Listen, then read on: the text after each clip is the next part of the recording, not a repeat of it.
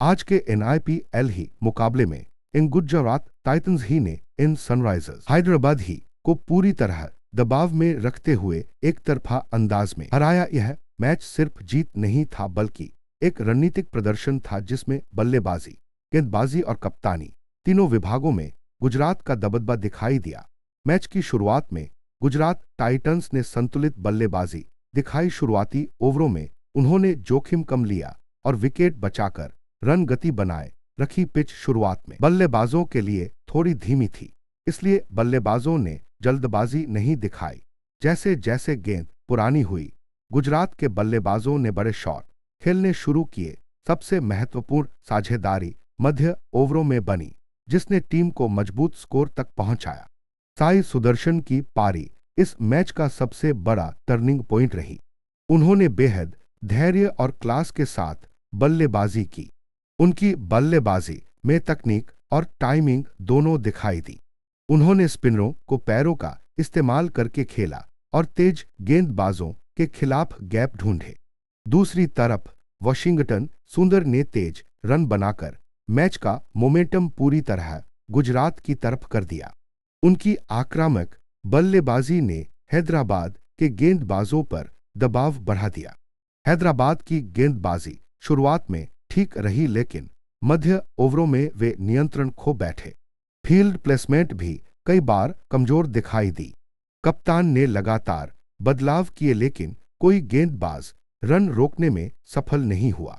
Death ओवरों में खराब यॉर्कर, इन एक्सिक्यूशन ही और स्लो गेंदों की कमी के कारण गुजरात ने अतिरिक्त रन जोड़ लिए। यही रन बाद में बहुत भारी साबित हुए। जब सनराइजर्स हैदराबाद बल्लेबाजी करने उतरी तो शुरुआत से ही दबाव साफ दिखाई दे रहा था। लक्ष्य बड़ा था और शुरुआती विकेट जल्दी गिरने से टीम मानसिक रूप से टूटती हुई नजर आई।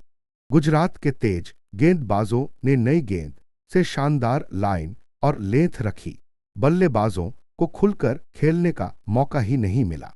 लगातार विकेट गिरने के कारण रन रेट बढ़ता गया और बल्लेबाजों ने जल्दबाजी में गलत शॉट खेले।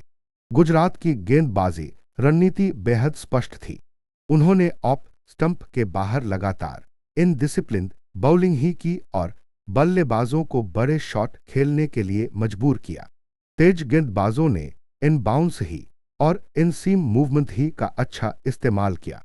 दूसरी तरफ स्पिनरों ने रन रोककर दबाव बनाया। यही कारण था कि हैदराबाद के बल्लेबाज कभी साझेदारी नहीं बना सके।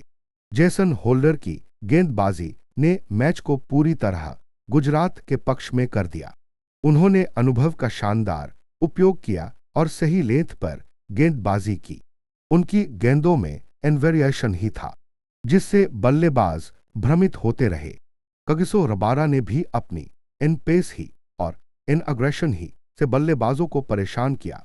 जब दोनों गेंदबाज इन रिदम ही में आए तब हैदराबाद की बल्लेबाजी बिखर गई। इस मैच ने एक बार फिर दिखाया कि इनती ही 20 क्रिकेट सिर्फ बड़े शॉट्स का खेल नहीं है। सही रणनीति, दबाव संभालने की क्षमता और इन डिसिप्लिन्ड एक्सिक्यूशन ही सबसे महत्वपूर्ण होते हैं। गुजरात ने हर विभाग में बेहतर क्रिकेट खेली। उनकी एन फील्डिंग ही भी शानदार रही। उन्होंने आसान कैच नहीं छोड़े और मैदान पर ऊर्जा लगातार बनाए रखी। सनराइजर्स हैदराबाद के लिए यह हार कई सवाल छोड़ती है। उनकी इन बैटिंग लाइनअप ही लगातार इन इनकंसिस्टेंसी ही से जूझ रही है। इन टॉप ऑर्डर ही जल्दी आउट हो जाता है तो इन मिडिल ऑर्डर ही दबाव नहीं संभाल पा रहा।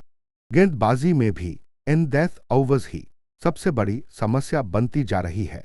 यदि टीम को इन प्लेऑफ्स ही की इन रेस ही में बने रहना है तो उन्हें अपनी रणनीति और संयोजन दोनों पर काम करना होगा। दूसरी तरफ गुजरात टाइटंस का आत्मविश्वास इस जीत के बाद और बढ़ेगा। उनकी टीम इन बैलेंस्ड ही दिखाई देती है। बल्लेबाजी में इंस्टेबिलिटी ही है, गेंदबाजी में इन वैरायटी ही है और कप्तानी में इन क्लैरिटी ही दिखाई देती है। यही कारण है कि वे इस सीजन की सबसे मजबूत टीमों में गिने जा रहे हैं। इस मैच का सबसे बड़ा संदेश यह रहा कि इन मैचों में इन प्रेशर हैंडलिंग ही असली अंतर पैदा करती है। गुजरात ने दबाव को अवसर में बदला, जबकि हैदराबाद दबाव में टूट गई। इन IPL ही जैसे बड़े टूर्नामेंट में इन मोमेंटम ही बहुत मायने रखता है और यह जीत गुजरात को आगे के मुकाबलों में मानसिक बढ़त दे सकती है। अगर पूरे मैच को एक लाइन में समझें तो यह मुकाबला इनडिसिप्लिन्ड क्रिकेट ही बनाम इन प्रेशर कलाप्स ही का उदाहरण था। गुजरात ने योजनाबद्ध क्रिकेट खेली जबकि हैदराबाद हर विभाग में संघर्ष करती रही। यही कारण रहा कि मैच अंत तक पूरी तरह एक तरफा बन गया।